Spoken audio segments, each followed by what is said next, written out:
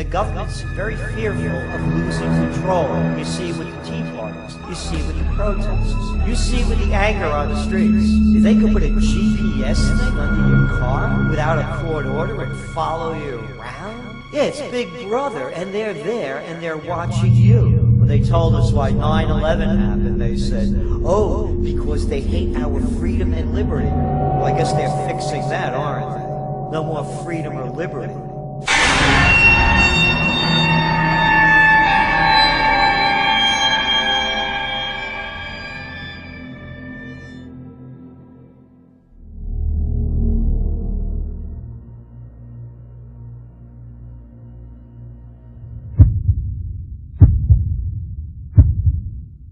The United States is no longer the land of the free. Americans live in a system with literally millions of unnecessary government regulations that have destroyed the free market and sent millions of well-paying jobs overseas.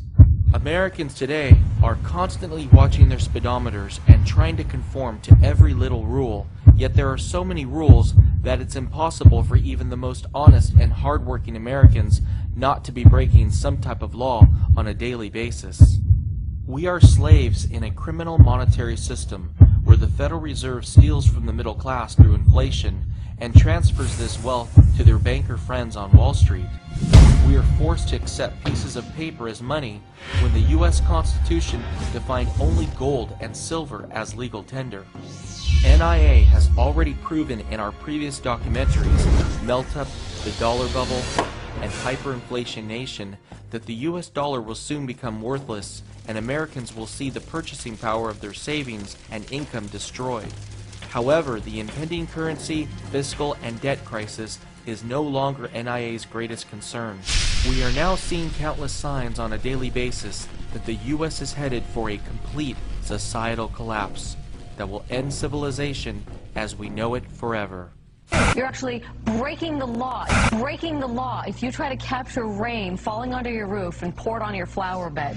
Obviously, if you use the water upstream, it won't be there for the person to use it downstream. So what about the little guy watering with rainwater at home? Will anybody do anything about that violation of the law? If she really does do that, then she ought to have a water right to do it. The average American is reaching a boiling point. There is no common sense left in America.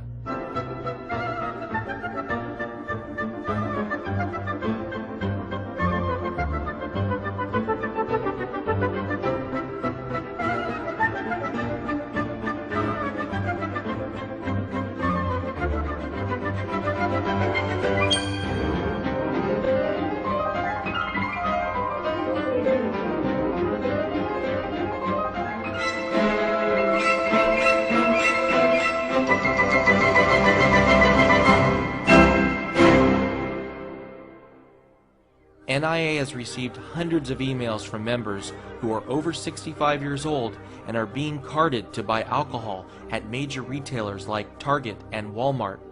One NIA member has a son in the 2nd grade who was suspended from school for 1 full year and told to await a threat assessment meeting for doodling a small rocket in his notes during class. 15-year-old Adam Hernandez, a high school freshman in Shorewood, Wisconsin, was recently arrested, handcuffed, and booked on a charge of theft after a friend let him have his lunch. Adam's friend was part of the school's free lunch program, but Adam wasn't, so eating his friend's $2.60 chicken nugget meal was stealing, according to school officials. So Adam said his side of the story. They did not believe him. His friend Jakari, who gave him the chicken nuggets, they did not believe him. What they chose to do was to handcuff him, arrest him at lunch in front of the school body, and put him in jail. Federal agencies have now put 6-year-old girls on the no-fly list as potential terrorist threats, and even 3-year-old girls are now being harassed for no reason by TSA agents at airports. 6-year-old Alyssa Thomas is like any little girl. Ta-da! She loves her dolls, and she's already excited about the 1st grade. But according to the U.S. government, you should be worried about what she's up to. Dr. Santosh Thomas was just made aware that his oldest daughter is on the list. the terror watch list that impacts travelers who could be a threat to national security. Here, a TSA employee we've decided not to show is patting down Mandy while my wife holds her. First, they tried a handheld metal detector. Mandy was not in the mood. And the TSA employee, well, in my opinion, did not know how to communicate to her. Americans can't even bring applesauce through security at an airport without getting arrested. Supervisor Atkins of the TSA inspects Nadine Hayes' blue ice chest and finds items such as yogurt, grapes, sliced cheese, milk, cottage cheese, applesauce, and soda, which were all essential food items for the hydration and health of her 93-year-old invalid wheelchair-bound mother, Eleanor. Supervisor Atkins refuses to compromise and rudely stated, "We are going to confiscate everything." With this remark, Nadine reaches for the ice chest with her mother's food. Supervisor Atkins gives up possession to Screener Teta and a tug-of-war over the ice chest begins. Nadine is very upset that she will not have her 93-year-old mother's food items, but is still going to try to make the impending flight. She then takes the now empty ice chest and gathers the rest of her belongings. Supervisor Atkins appears to find this all rather humorous, as seen by her broad smile to her colleague. Melee is finally given back her charge of Eleanor. With no assistance forthcoming, the TSA has abandoned an invalid 93-year-old woman and her caregiver. Nadine has been cuffed and has been put in an awaiting police car with no explanation as to why they are doing this to her. Things are getting so bad at our airports that if your ticket says Brad, but your ID says Bradley, there is a chance that you won't be allowed to fly without getting strip searched and interrogated by Homeland Security. Last year, the state of Missouri issued a secret report entitled The Modern Militia Movement, designed to help police identify militia members or domestic terrorists. The report labeled libertarians, and more specifically, supporters of third-party political candidates like Ron Paul, Bob Barr, and Chuck Baldwin as potentially being a domestic terrorist or members of a militia. Right after this report came out, a Ron Paul supporter who was leaving a Campaign for Liberty fundraiser in St. Louis was detained at the St. Louis airport for having Ron Paul bumper stickers on him and $4,700 in cash, which came from the sales of Ron Paul books and t-shirts at the fundraiser. Let's listen to some of the shocking audio from his encounter with TSA agents. I'm just trying to ask some questions to figure out what all this is about so I can get you on your plane. But you won't play smart and I'm not going to play your game. How much money is it? I don't know the exact amount, sir. The card says about $4,700. $4,700? Yes, sir. Why do you have all this money? I asked her, sir, if am I required by law to answer the question? That's my. I'm just asking you why you have $4,700. I understand. That's my question. I don't understand the law. You want to talk to DEA about it? They'll probably ask. If they can tell me if I'm required to answer the law or question, I'll answer the question. I'm just asking, looking for a simple question. I just want to know why you have $4,700. That's not an unusual thing. I care if I need $50. He refused to answer any questions. He don't want to answer. So we're going to have to take him down to the station and let DEA, FBI, and all those people talk to him. Every one of them. You're suspicious to me. You're just from your answers. That's why we're going to the station. Am I being forced to the station? Or am I free to You will be if you don't walk out this office. Yes, you'll be going to the station. You'll be forced. Okay. That's fine. I understand. You're going to be going to the station. Now, do we have to put you in handcuffs, or will we have a problem with you walking through this terminal? Being detained, yes. Okay. That's fine, sir. I don't understand the law. I'm happy to go. Well, we're going to help you understand if you don't. Americans' rights and personal liberties are being trampled on. Earlier this year, when the public expressed their concerns about airports adding full-body scanners that allow them to see your body fully naked, the TSA stated, "And as an additional precaution, the image won't be stored, transmitted, or printed, and deleted immediately once viewed." The TSA and other federal agencies flat out lied to the public. The U.S. Marshal Service has now admitted that over 35,000 naked images of Americans from the full-body scanner used at the federal courthouse in Orlando, Florida, have been stored between the months of February and July of this year alone. NIA believes that these full-body scanners are unconstitutional and violate fundamental human rights. The mainstream media has worked tirelessly to calm Americans' privacy fears by showing altered images from these scanners with blocked-out genitals.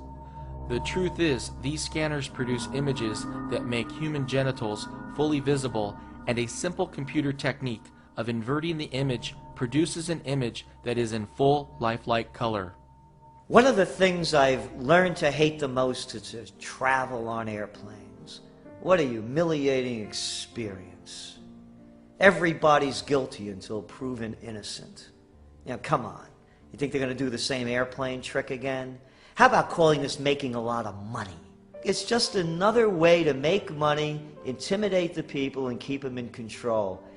Look, you go into any office building, and you got to go through this stupid routine of showing your identification, your license, getting the picture taken. Come on.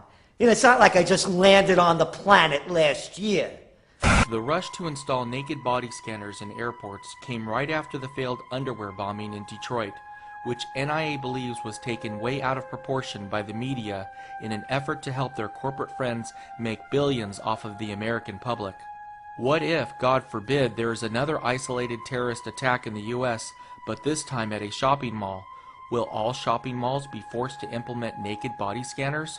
What about schools, rail stations, bus terminals, and even high-traffic city streets?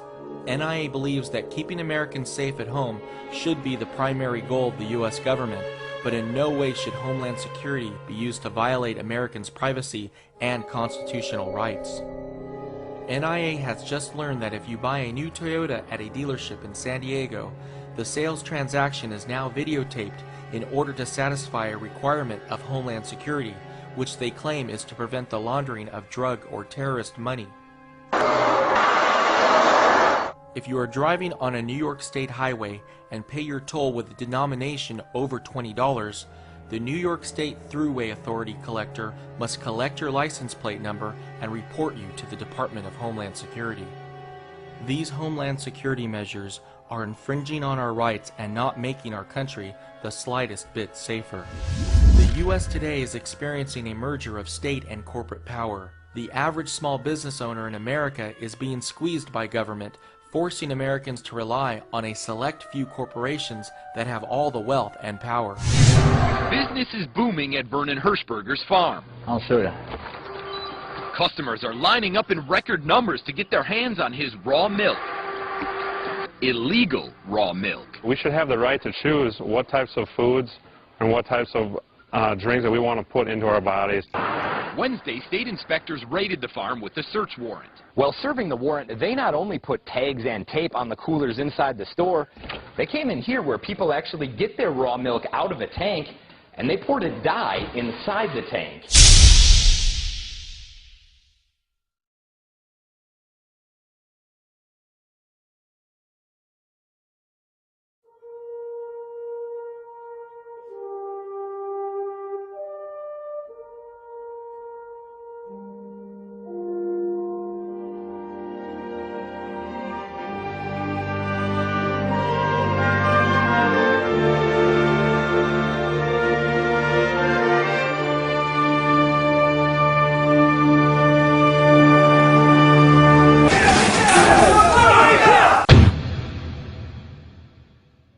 A couple of months ago, 20 agents raided Rawson Foods in Ventura County, California with a search warrant, ordering workers to put down their buckets of mashed coconut cream and to step away from the nuts. This was the third time this same farm had been raided in 3 months.